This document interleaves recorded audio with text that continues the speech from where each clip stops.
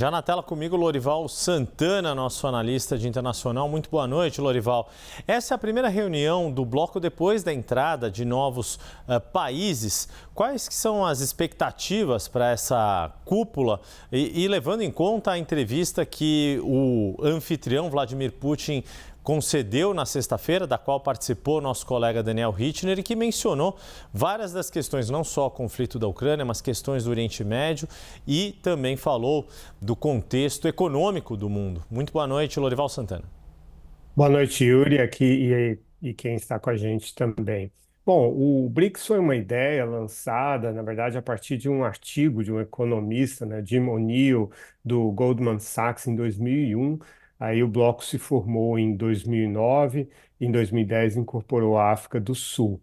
Era simplesmente um grupo de países emergentes, grandes, né, territorialmente, com populações grandes, que não participavam ali do G7, sobretudo os acordos de Bretton Woods e tal, são países grandes que precisavam ser considerados no debate internacional econômico pelo peso econômico que eles tinham como países emergentes, né?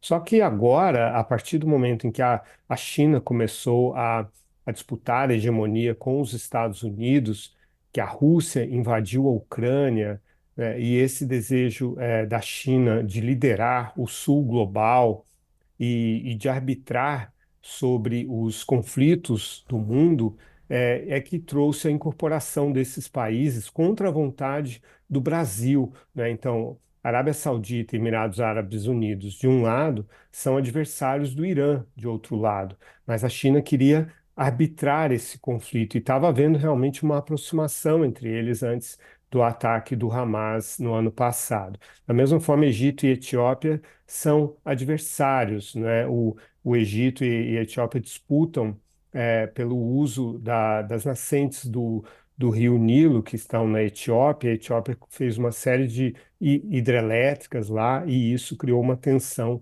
com o Egito.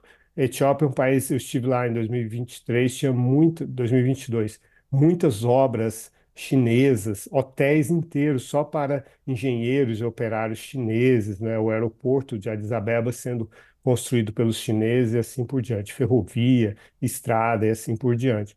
Então, a China tem esse interesse de fazer essas arbitragens, né? Só que, com tudo isso, e sobretudo com a invasão da Ucrânia, o BRICS se torna, então, um bloco de apoio a países que contestam a ordem internacional baseada em regras. A China, com a sua intenção de invadir Taiwan e também de ganhar uma projeção muito grande sobre o Mar do Leste e o Mar do Sul da China. A Rússia, com essa invasão da Ucrânia, o Irã apoiando, né, esses grupos que lutam por procuração pelo Irã contra Israel.